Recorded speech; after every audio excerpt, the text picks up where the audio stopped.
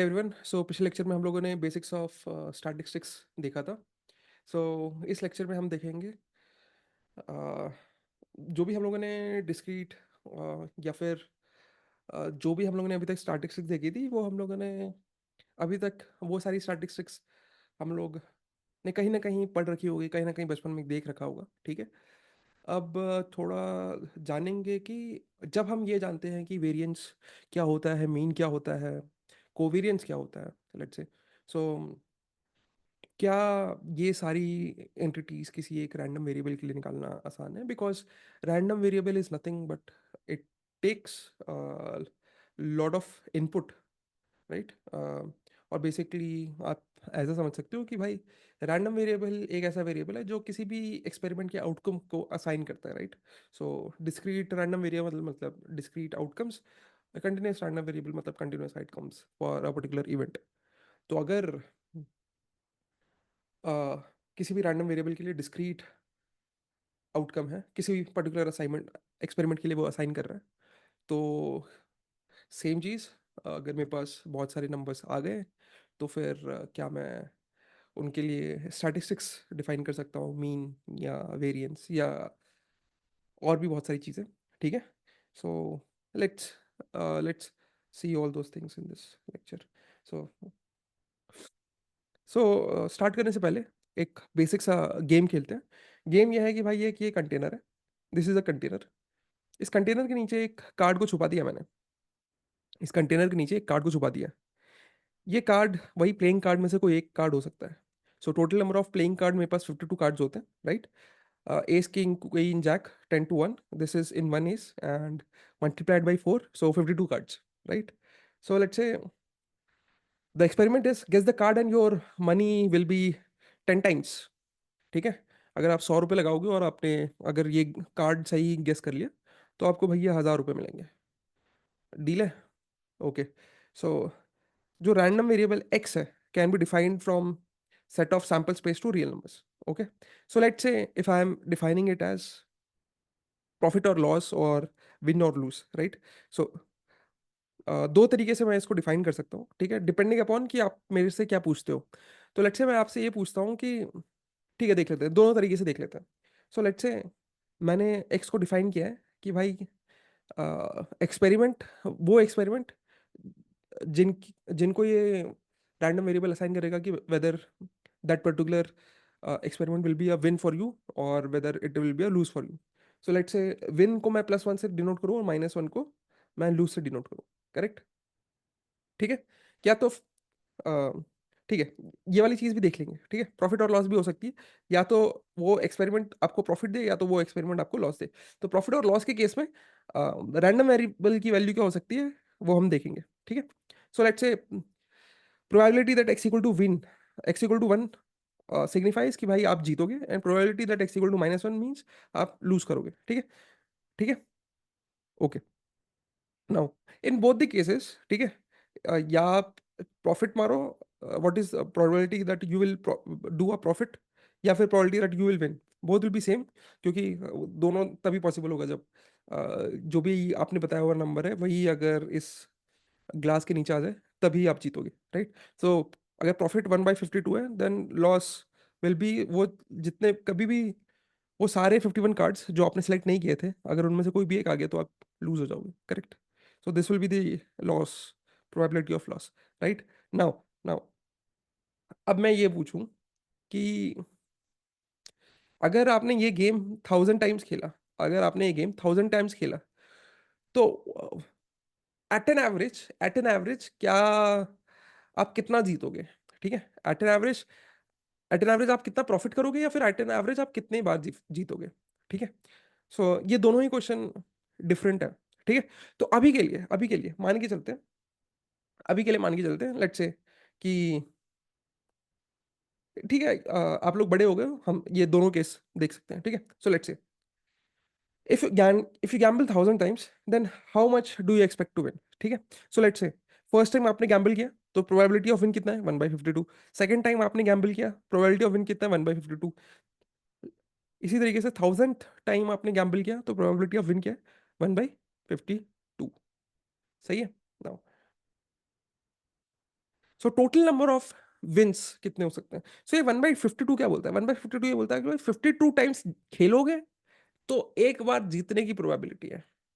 ऐसा जरूरी नहीं कि 52 टाइम्स खेलोगे तो उसमें से एक बार जीत ही जाओगे, हार भी सकते हो। या क्या पता 52 टाइम्स खेलोगे तो एक से ज्यादा बार भी जीत सकते हो, ठीक है। लेकिन ये प्रोबेबिलिटी ये कहती है कि भाई, इसको समझने का तरीका ये है कि भाई 52 टाइम्स खेलोगे तो एक बार जीतोगे, अकॉर्डिंग टू दिस मैथमेटिक्स, ठीक है। So total number of wins कितना हो जाएगा? इन सबको ऐड कर दोगे, which is equal 1/52 times 1000, which is number of wins is almost 19.23। And अगर थोड़ा सा और ज्यादा ऑप्टिमिस्टिक हो जाओ तो मैंने इसको अप्रोक्सीमेटली 20 बोल दिया कि भाई एटलीस्ट आप 20 टाइम्स जीत लोगे, ठीक है। एटलीस्ट नहीं, मतलब according to this probability and maths आप 20 बार तो जीतने चाहिए, ठीक है। अगर आपका लगभग, आपका किस्मत अगर अच्छा है तो आप 20 बार तो जीतोगे, ठीक है। So essentially it comes down to be कि probability of win is nothing but कि आप number of wins by number of games, ठीक है ना। सो ठीक है, ओके। सो अगर मैं आपसे पूछूं कि एट एन एवरेज आप कितना गेन करोगे, एट एन एवरेज आप कितना प्रॉफिट करोगे, एट एन एवरेज आप प्रॉफिट करोगे, इसका मतलब क्या है? सो लेट्स से कि अगर आप जीतते और आप हर बार हर बार 1000 रुपीज की बिड लगाते हो, हर बार आप 1000 रुपीज की बिड लगाते हो, अगर आप हर बार 1000 रुपीज की बिड लगाते हो तो इसका मतलब क्या है? अगर आप जीतोगे तो प्रॉफिट कितने का होगा? 9000 का। एक्चुअली आपको मिलेंगे 10x, मतलब 10,000, तो उसमें से 1000 तो आपके ही थे, तो 9000 का प्रॉफिट हुआ, ठीक है। इसी तरीके से अगर आप लूज करते हो तो आपके पास लॉस कितना होगा? -1000 का। Correct, correct. सो अगर मेरे को प्रॉफिट और लॉस निकालना है, सो लेट्स से कि probability that you will make a profit will be, and probability that you will make a loss will be this, right. So आपके जो भी रैंडम वेरिएबल है वो यही दो वैल्यू ले सकते हैं, मतलब दीज टू रैंडम वेरिएबल्स, या यही वैल्यूज हैं। रैंडम वेरिएबल एक्सपेरिमेंट के आउटकम को असाइन करेगा, तो ठीक है। तो probability that x equal to 9000 का मतलब है कि वो एक्सपेरिमेंट जिसमें आप 10x कमाओगे तो 9000 का प्रॉफिट होगा, एंड x इक्वल टू -1000 का मतलब है कि वो एक्सपेरिमेंट जिसमें आप लूज करोगे और -1000 का लॉस होगा, ठीक है। तो यही दो वैल्यू हो सकते हैं इस पर्टिकुलर रैंडम वेरिएबल x के। सो ये रैंडम वेरिएबल एक्स यहाँ पे इस तरीके से डिफाइन किया गया है कि आपका कितना प्रॉफिट होगा, कितना लॉस होगा, करेक्ट। तो यही दो वैल्यू हो सकते हैं कि 9000 का है तो प्रॉफिट होगा, तो -1000 का लॉस होगा। सो एट एन एवरेज गेन कितना होगा, एट एन एवरेज गेन कितना होगा, ठीक है। सो अभी हमने निकाला था कि अगर सब कुछ सही रहा आपके जीवन में तो आप 20 बार जीतोगे, 20 बार जीतोगे। तो अगर वो 20 बार जीते तो कितना प्रॉफिट बनाओगे? 9000। तो बाकी 980 बार कितना लॉस बुक करोगे? -1000, correct. And this is for all 1000 experiments, या ऑल 1000 टाइम्स जितनी बार आप गैम्बल करोगे। So at an average divide by 1000 will give you कि एट एन एवरेज आप कितना गेन करोगे, कितना लूज करोगे, and turns out to be कि -800, -800। सो आपका जब रैंडम वेरिएबल 9000 या -1000 के बीच में वैल्यू ले सकता था, ठीक है। यही दो ऑप्शन थे आपके रैंडम वेरिएबल के पास, प्रॉफिट करेगा तो 9000, लॉस करेगा तो -1000, ठीक है। सो एट एन एवरेज आपका रैंडम वेरिएबल, अगर आप देखो, अगर आपने 1000 टाइम्स वो सारे एक्सपेरिमेंट्स, वो 1000 टाइम्स आपने वो गैम्बल किया, ठीक है। सो आपका रैंडम वेरिएबल असाइन या तो 9000 हो सकता था या तो -1000 हो सकता था।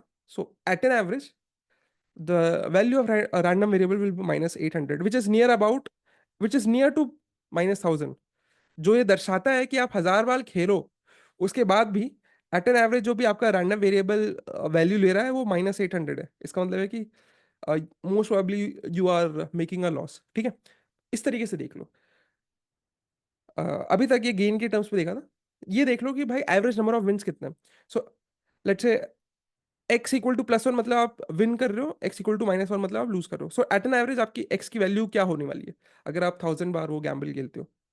सो सेम प्रोसेस, 20 टाइम्स अगर किस्मत अच्छी रही तो आप जीतोगे, इंटू +1, एंड बाकी 980 बार आप हारोगे, and at an average for 1000 gambles it will be divide by 1000, and this is -0.001 094 minus 0.094.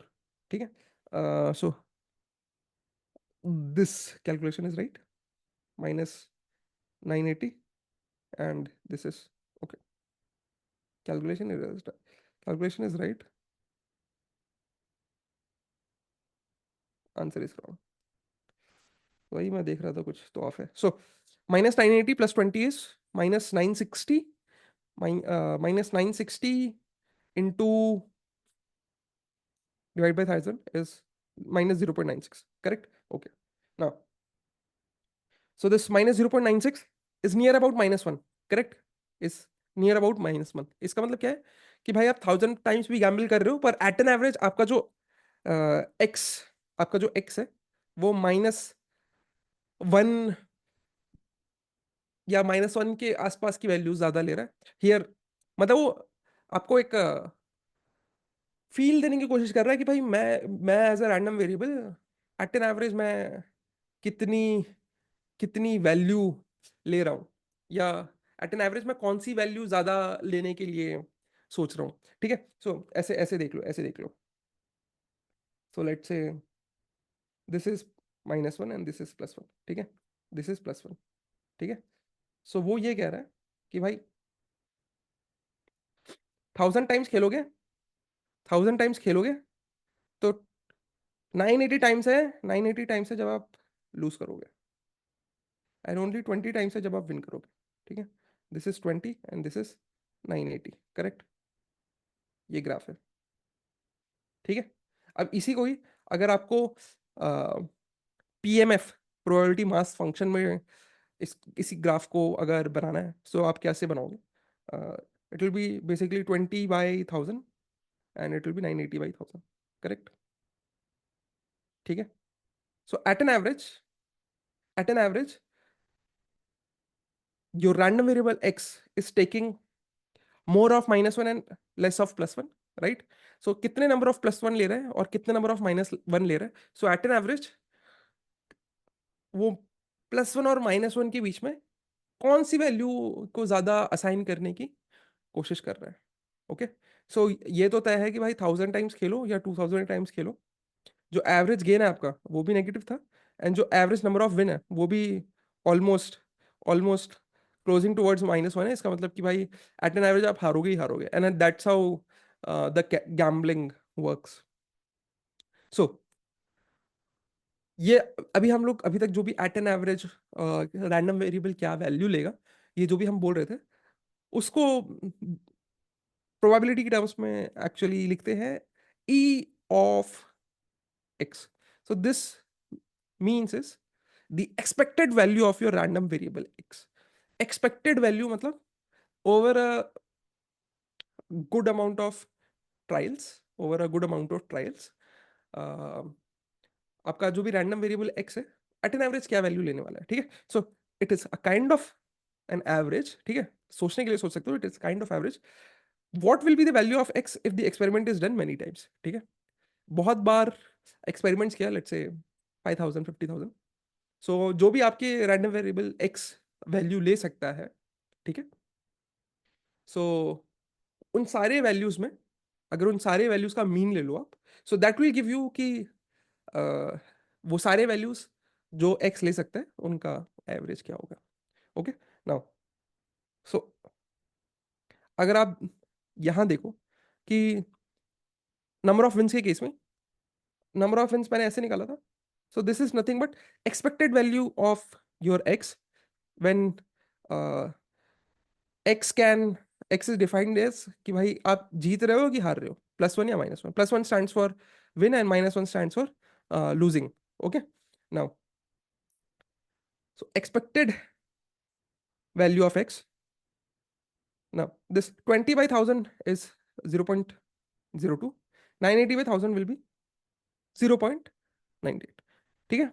So this is nothing but what is the probability that you will win, which is nothing but probability of x equal to +1, and this is the probability that you will lose, which is nothing but probability that x equal to -1. ठीक है. And this is the value of x. So that's how you will define the expected value of x. ठीक है. So if x is discrete random variable, अगर x एक discrete random variable मतलब number of values जो कि वो experiment के outcome को असाइन कर सकता है वो डिस्क्रीट है, काउंटेबल है, सेपरेटेड है, ठीक है, then the expectation of x is defined as, आप सम कर लो for all your values such that what is that value into probability that x will take that value. Okay, so this will give you expected value of your random variable x. Okay, so the expected value or expectation of a discrete random variable x whose possible values are x1 x2 so on up till xn is e of x equal to summation of xi probability of x equal to xi from I equal to 1 to n, which is nothing but this. So this is your expected value of random variable x, right? एक example देख लेते हैं. सो let's से मैंने HDFC का health insurance लिया. सो health insurance premium is 20,000 rupees. ठीक है, health insurance premium is 20,000 rupees and health insurance amount health insurance amount is health insurance amount is 5 lakh rupees. Okay, health insurance amount is 5 lakh rupees.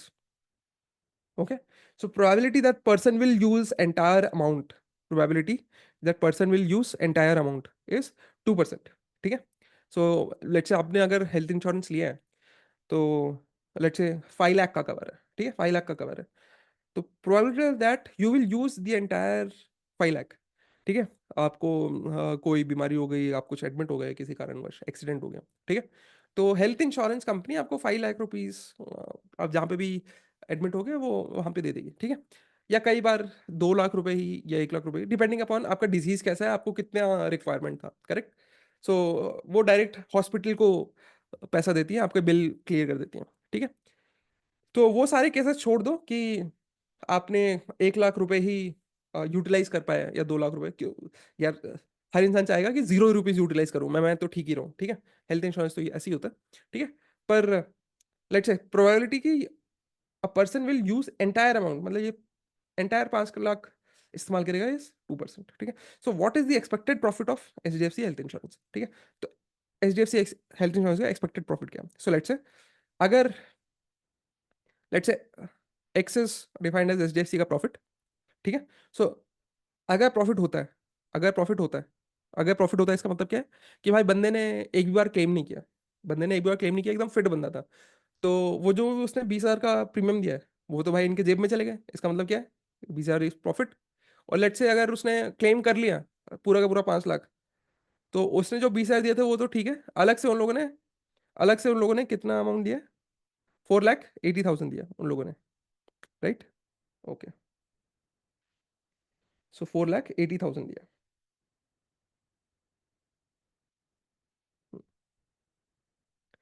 4,80,000 दिया. Correct, so 4,80,000 दिया. So what is the expected value of x? Expected value of x would be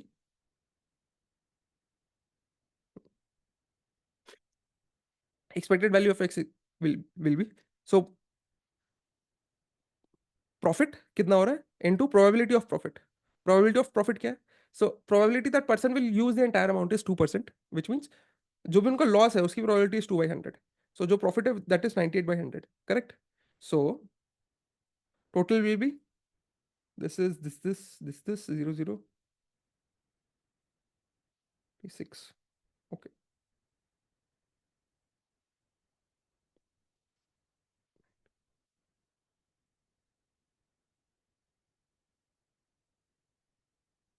okay, so at an average उनका profit कितना हो रहा है, at an average उनका profit हो रहा है 10,000.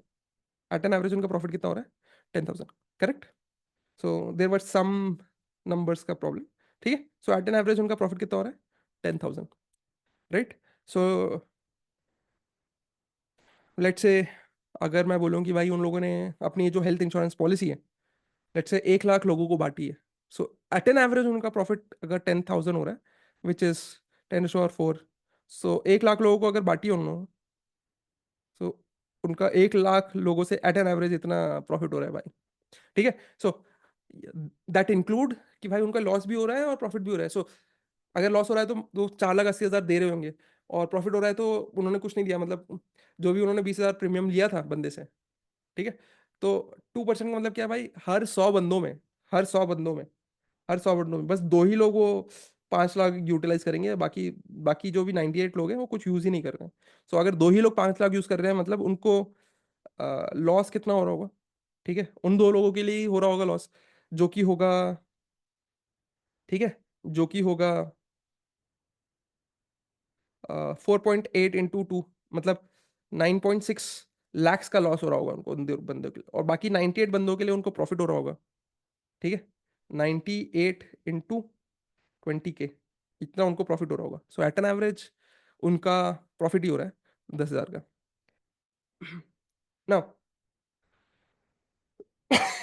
so expectation of x can be written as summation of x px if x is discrete, या फिर integral of x into fx dx। सो यहाँ पे px pmf था, यहाँ पे fx pdf है, प्रोबेबिलिटी डेंसिटी फंक्शन, ठीक है।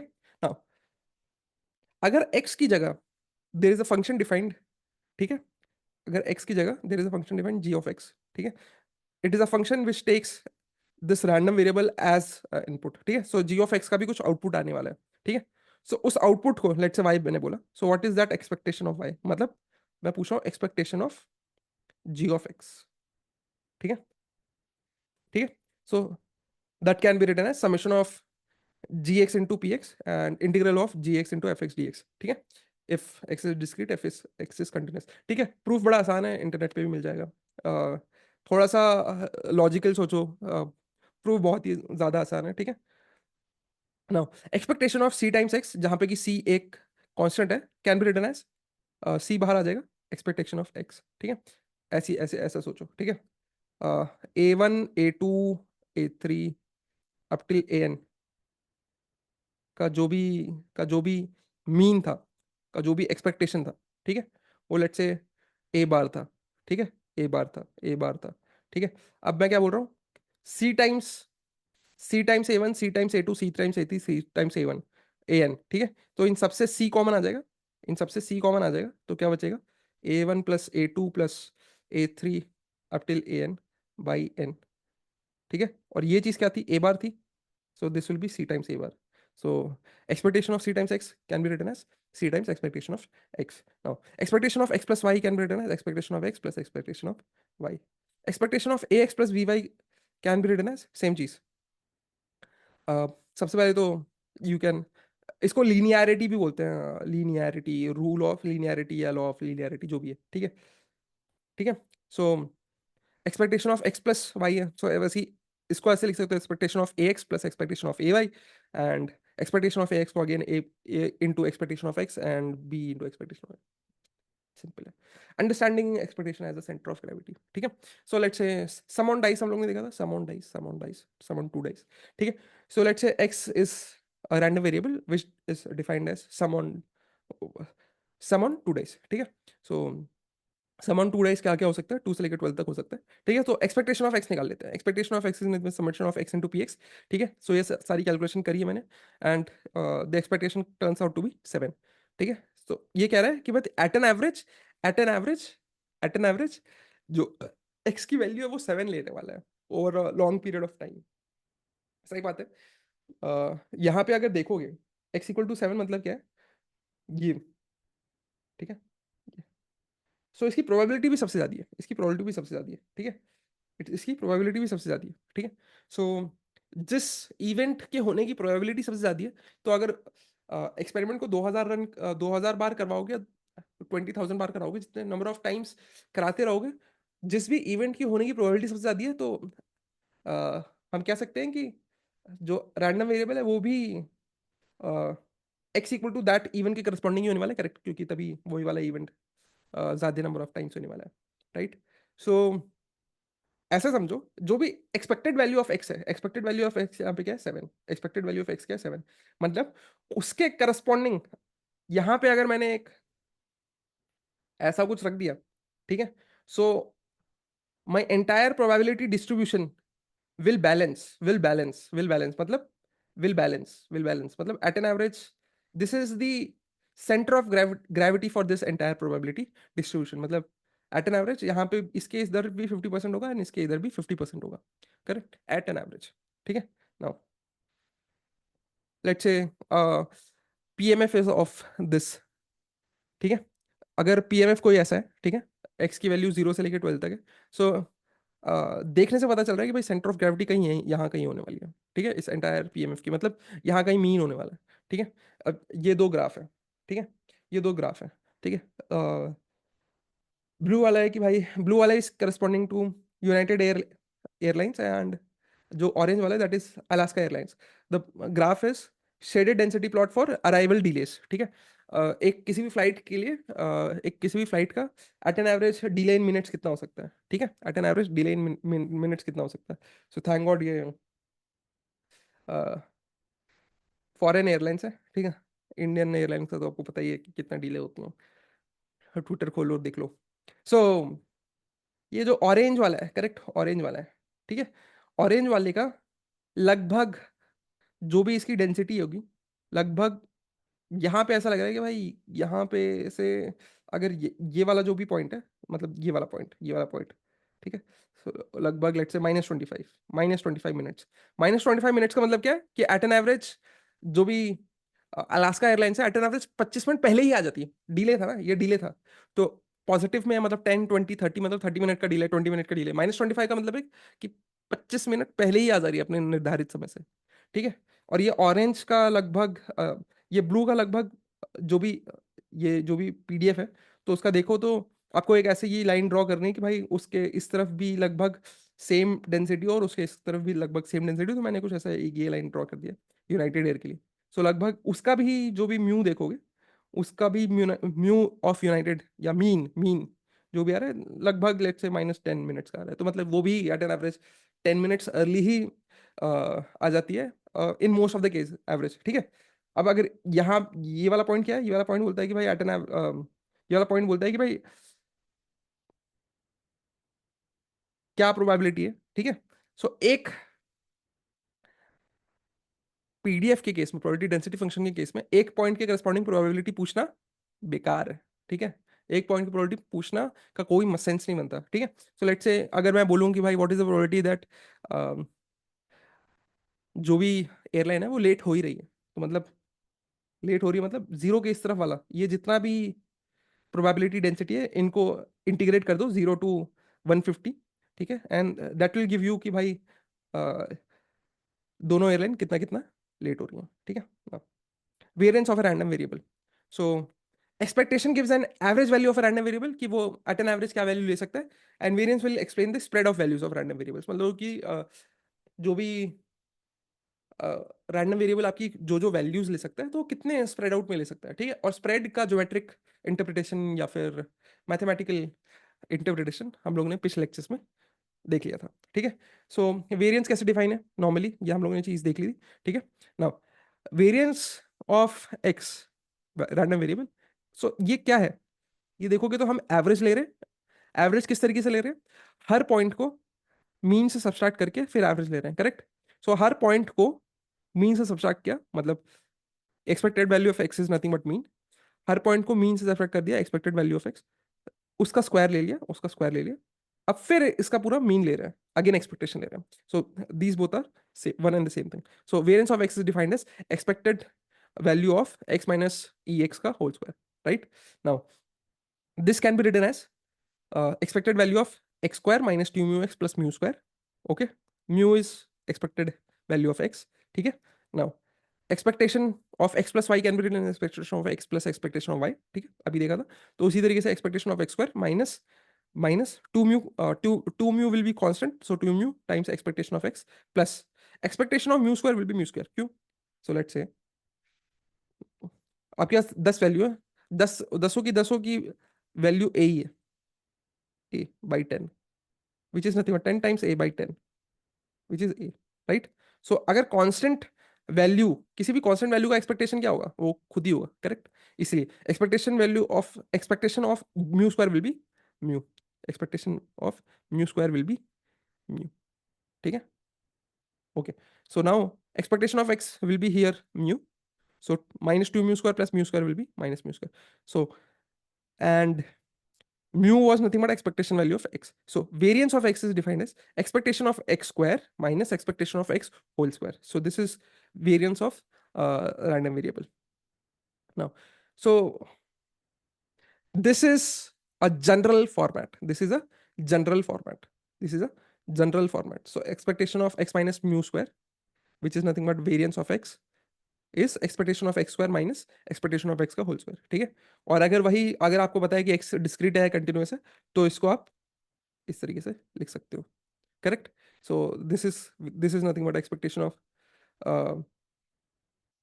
ये तो नॉर्मल जो फॉर्मूला था उससे लिख दिया, जो नॉर्मल फॉर्मूला था उससे लिख दिया. ठीक है. एक्स माइनस हर एक एक्स को आप मीन सब्सट्रैक्ट करो और फिर उसका स्क्वायर लेके आपको एक्सपेक्टेशन निकालना है. ठीक है. सो ये जो जनरल फॉर्मूला है ये दोनों के लिए, एक्स एक्स डिस्क्रीट है और एक्स कंटिन्यूस है, उसके लिए ऐसे लिख सकते हैं. करेक्ट. एंड इसको यूटिलाइज करके इन दोनों को ऐसे भी लिख सकते हैं. सही है. ठीक है. Okay. Next. Now variance of ax plus b, variance of ax plus b is defined as, variance of ax plus b is defined as a times, variance of ax plus b is defined as a square times variance of x, a square times variance of x. ठीक है. कैसे? So variance of ax plus b को लिख सकते हैं expectation of ax plus b minus expectation of ax plus b का whole square. ठीक है. Basically this entire term is, let's say, y, then this entire terms will be expectation of y. So y minus expectation of y का whole square का expectation निकालना है मेरे को. ठीक है. तो यही चीज, सेम चीज लिखी हुई है यहाँ पे. ठीक है. Now so expectation of ax plus b को लिख सकते हैं a times expectation of x minus expectation of b will be b only, क्योंकि कांस्टेंट है. नाउ इसको फर्दर हम लोग कैसे लिख सकते हैं? इसको फर्दर हम लोग, so this b and this b goes out, a इन दोनों से कॉमन आ जाएगा, a, and this is x minus expectation of x. This a will go out with a square, so this will be x, a square times expectation of x minus expectation of x ka whole square. This is nothing but variance of x. Okay, so variance of ax plus b is nothing but, so variance of ax plus b is equal to a square times variance of x. वैसे ही expectation of ax plus b क्या होगा? Only a times expectation of x. क्यों? क्योंकि expectation of expectation of expectation of ax plus, acha acha acha, okay, so this will be a expectation of plus b, right? So this is a times expectation of x plus b, right? So ऐसा देख लो. ठीक है. a1 a2 a3 up till an था. ठीक है. सो इसका जो भी एक्सपेक्टेशन होगा mu, that will be a1 plus a2 plus an by n, right? By n, right? अब मैं बोल रहा हूँ अगर ये c1 a1 प्लस b हो गया, comma c2 a2 plus b हो गया, so on cn an plus b हो गया. ठीक है. अब इसका आपको एक्सपेक्टेशन बताना है. सो इसका expectation mu dash will be c1 a1 plus b plus c2 a2 plus b, so on up till cn an plus b by n.